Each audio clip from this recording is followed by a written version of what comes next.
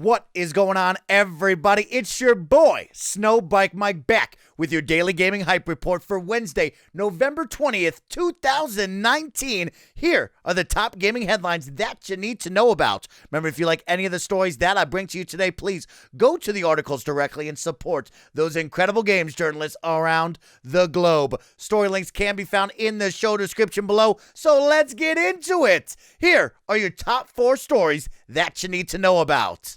Story number 1. We now know the Game Awards Game of the Year nominees for 2019. Earlier today, Jeff Keighley and the Game Awards team announced the nominees for the upcoming show, covering all 29 categories. For today's Hype Report, we are going to just focus on the big one, that is the Game of the Year nominations. Those nominated for Game of the Year are as follows: Control, Death Stranding, Super Smash Bros. Ultimate, Resident Evil 2, Sekiro: Shadows Die Twice, and The Outer Worlds.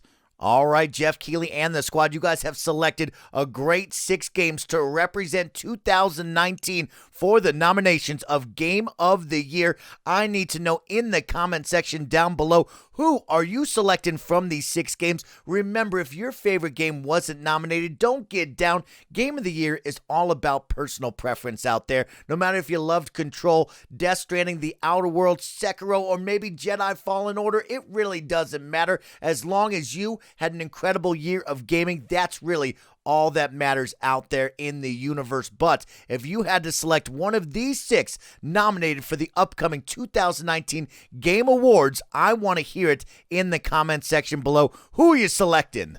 Story number 2. Pokemon Sword and Shield had a massive launch and spiked Switch sales in the UK. This story from GameSpot.com by James O'Connor.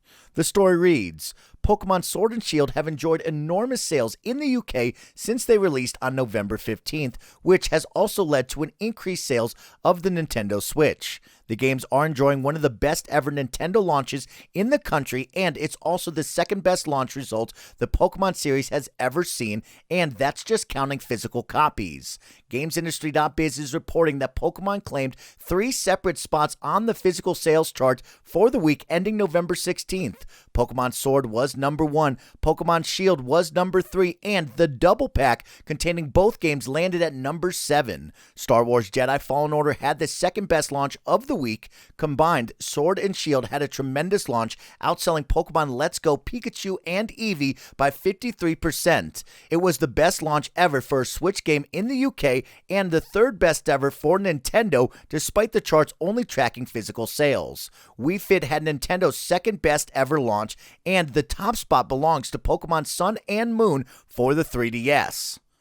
Whoo, everybody bust open the bank, because you know Nintendo and Game Freak are swimming in the cash money, y'all. We really knew that Pokemon Sword and Shield was going to explode, right? The first ever Pokemon title released on a true home console for Nintendo. I gotta say, I'm loving Pokemon Sword. I can see why it's number 1 on the top selling chart for the UK. And of course, if Pokemon is selling well, guess what else is gonna sell well? The Nintendo Switch and all of those physical units. So I'm so happy to see Pokemon Sword and Shield having great success. I can't wait to see the true numbers over the year for everything worldwide, because you know they're going to have a massive uptick in not only units sold for the Nintendo Switch, but downloads and unit installs for Pokemon Sword and Shield are going to be through the roof. Big shout out to Nintendo and Game Freak on creating an incredible video game. I love Pokemon once again. Story number 3. Halo on PC Combat Evolved Anniversary enters beta in early 2020. This story from GameSpot.com by James O'Connor. The story reads, Halo the Master Chief Collection will continue its PC rollout after the December release of Halo Reach, with a beta planned for Halo Combat Evolved Anniversary in the new year. PC Games N spoke with 343 Industries community manager Brian Gerard, who confirmed that PC players will be able to get their first taste of this updated version of Halo, which debuted on Xbox 360 back in 2011 after the holidays. Quote, once Reach comes out next month after the holidays, we will start to reset and will start to flight Halo CE, he told the site. We're just going to keep going down the road until we fill out the rest of the collection, end quote. The plan, he says, is to update the game to run at 60 frames per second and at 4K and to, quote, account for all the requirements that PC gamers expect nowadays, end quote, like uncapped frame rates and an FOV slider. This has ultimately been a longer process than expected, but 343 is determined to get the game's launch right, especially after the troubled Xbox One launch of the Master Chief Collection.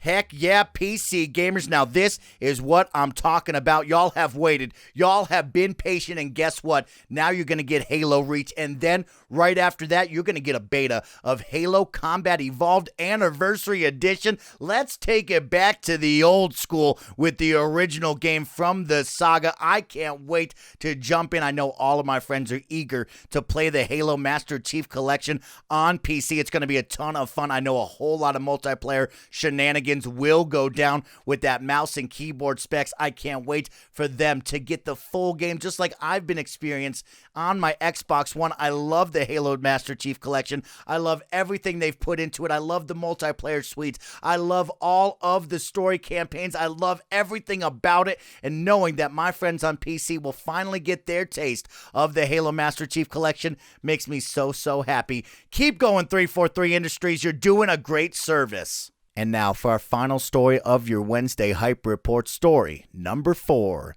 The Outer Worlds text gets bigger in new patch. This story from Polygon.com by Owen S. Good. The story reads, good news for those squinting at the text in the Outer Worlds. Obsidian Entertainment released an update to its role-playing game that directly addresses that issue, plus other problems that some players had spotted since the game launched last month.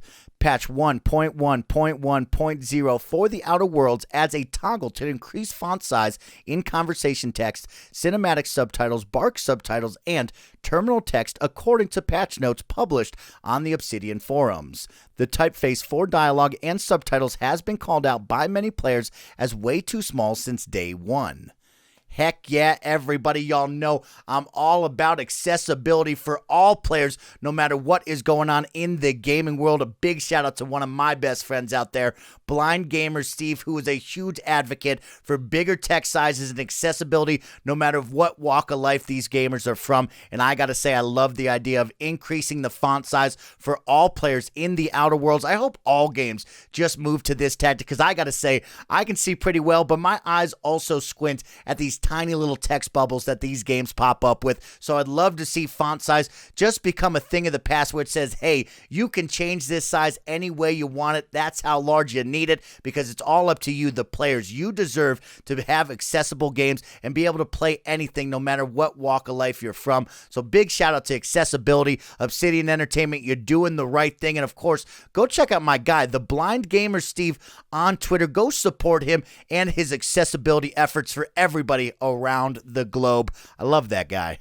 And with that, that will wrap up today's Hype Report for Wednesday, November 20th, 2019. It's your boy, SnowBikeMike, reminding you, if you liked any of the gaming headlines that I brought to you today, please go to the show description below. I've left you all the article links there. You can give them a click and support those incredible games journalists around the globe. You have now been caught up for your Wednesday, and you're halfway through the work week and the school week, so keep having some fun and get ready to game this weekend. Let me know in the comment section down below, what are you voting on for Game of the Year for the Game Awards 2019? And of course, all the other 29 categories. What are some things that catch your eye? I want to know some of your predictions in the comment section down below. Have a great Wednesday. I'll see you guys tomorrow.